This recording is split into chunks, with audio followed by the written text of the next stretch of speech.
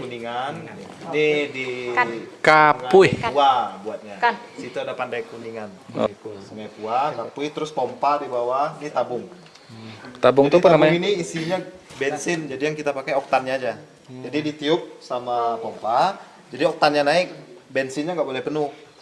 Jadi oktannya naik ke atas, kita bakar gitu.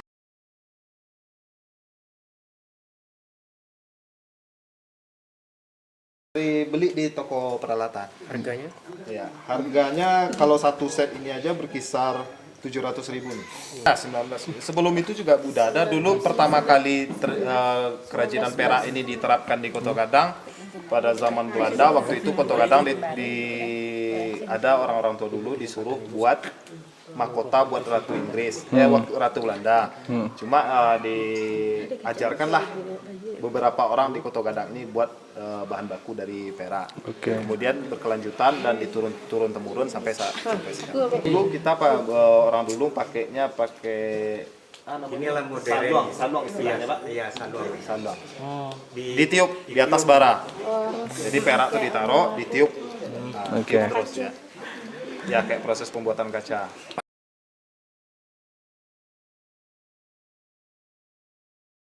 Kalau satu buah kayak seperti ini bisa memakan waktu 1-2 hari. Cuma kalau proses di Kota Gadang ini, kalau kerajinan kita kayak industri, jadi kita buatnya per kodi. Ya, per kodi. Jadi 1 kodi atau 2 kodi bisa kita kerjakan dalam waktu 3 minggu ya, Pak.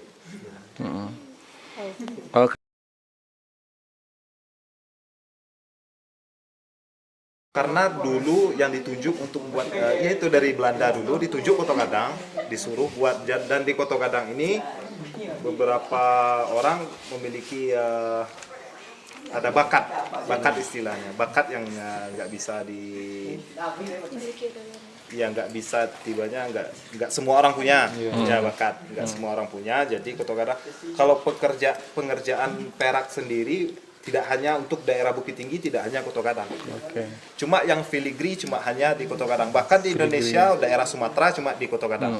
Kalau filigree, kalau buat umpan cincin atau cincin ikat batu, cincin batu, itu daerah Kota Gadang bisa. Buat tinggi juga bisa, buat rendah juga bisa.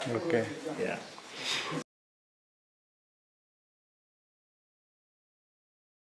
Kita sih karena udah kerjasama sama pemerintah juga ada, jadi kita lebih ke sekarang apalagi banyaknya kaum milenial, jadi kita udah sistem online, udah go online kita, ya bapak, kita udah go online, terus untuk pemasaran sendiri kita udah sampai ke daerah Jakarta, Papua, bahkan Papua kemarin ada pesanan miniatur, terus buat piala trofi bergilir untuk PLN kita juga udah buat.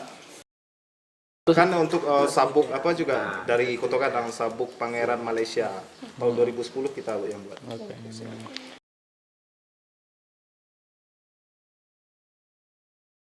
Masalah harga, harganya nggak bisa ditentukan dengan apa, karena yang kita jual kalau di kerajinan perak bukan bahan baku, tapi seni yang kita jual. Jadi penikmat seni kita itu lebih ke bukan yang di domestiknya, lebih ke luar negeri kita. Jadi pengunjung di Kota Gadang ini, kalau dulu di Kota Gadang ini bahkan bisa dibilang pasarnya perak. Setiap rumah ada toko perak. Sekarang udah menurun karena beberapa turis yang udah susah masuk ke Indonesia. Yang pertama, yang kedua, sejak kasus bom Bali itu besar pengaruh terhadap Kota Gadang. Dan dulunya bule turis itu kayak kampungnya sendiri di sini, bisa putar-putar aja kerjanya. Jadi dia lebih menikmati seni, dia lebih suka yang kerajinan tangan daripada buatan mesin. Jadi pasarannya kalau bisa dibilang, kalau Kota Gadang ini lebih ke istilahnya tunggu bola istilahnya.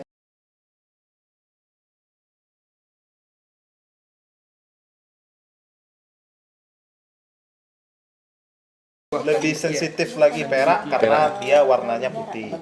Kalau emas dia juga, setiap logam mulia pasti ada proses oksidasi. Jadi kalau emas karena warnanya kuning jadi tidak kelihatan oksidasinya. Jadi kalau perak lebih perawatannya lebih seperti setiap pemakaian, kalau bisa ya dicuci. Jadi seandainya hitam bisa diantarkan lagi ke toko-toko perak, bisa diputihkan kembali.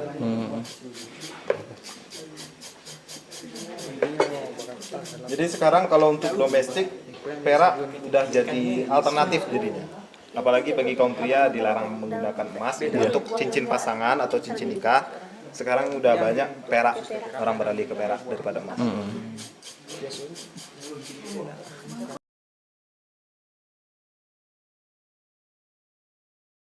Ada belajar ada bapaknya aja sendiri udah sampai ke mana sengketa Pak? California, terus memang apa? Belanda, ya. Thailand, Bangkok, Malaysia, Ya. Ya. sama negara. Nama Pak siapa Pak? Pak Sri. Pak Sri. Berarti berapa lama Pak untuk pergi ke keliling? Oh, tahun-tahunan Pak. Ya. Kalau Tahun ada sekarang ke undangan. situ ada undangan. Hmm. Kalau di Malaysia itu dalam rangka apa Pak kesana Pak? Iya, kayak gini lah. Jadi dia tuh melihat kita tuh kerja sama tangan. Di kerap ya. Masih belum pakai alat Modern sekarang enggak ya. berarti masih alternatif ya Pak? Iya. Jadi yang dibikin yang halus-halus kayak gini. Oh iya. Nah, itu ya. Ya. Lunak ya. Karika. Adik gini kan. Apa? Eko.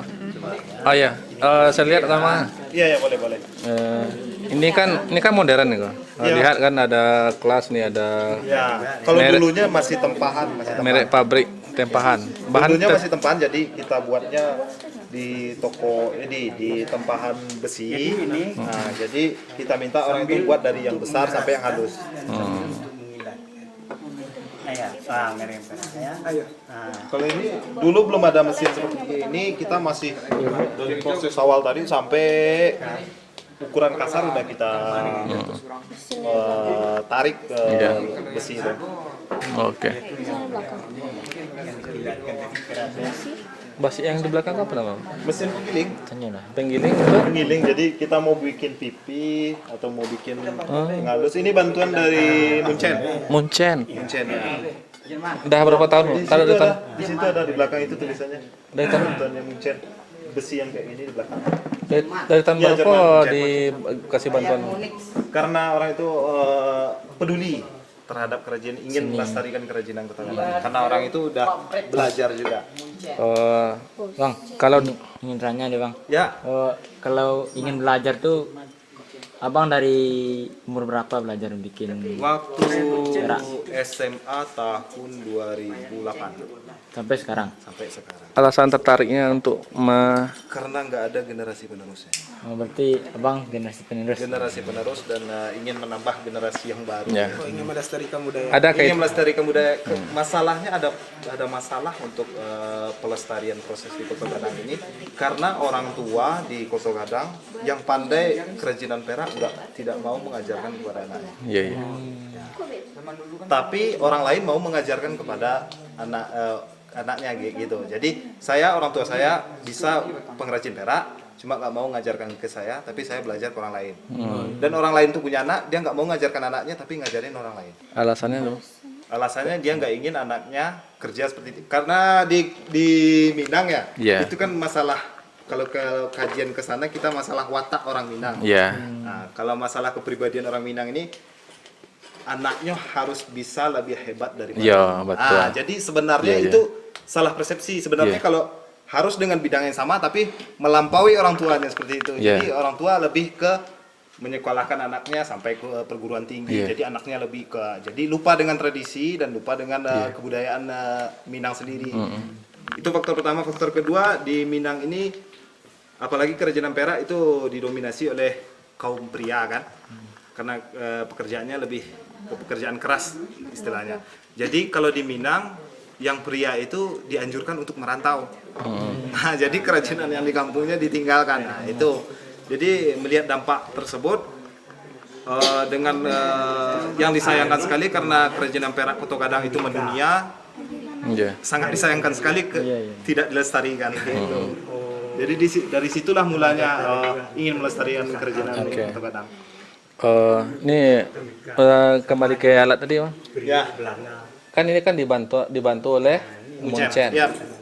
Kalau dari pemerintah lokal apa yang dibantu kira-kira? Kalau pemerintahan lokal lebih ke apa istilahnya itu untuk pelatihan proses pemasaran atau cara kita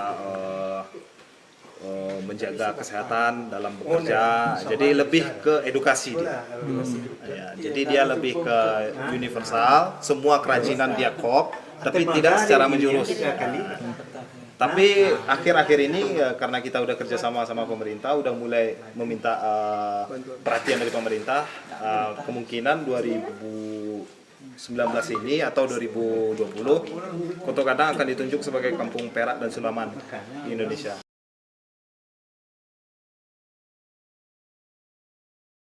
Kalau kerajinan perak khususnya untuk Koto Kadang dan tidak tertutup untuk daerah lain, pesan saya cuma jagalah kelestarian daerah masing-masing supaya kita akan memiliki warna di mata orang lain. Oke. Terima kasih ya, Mas.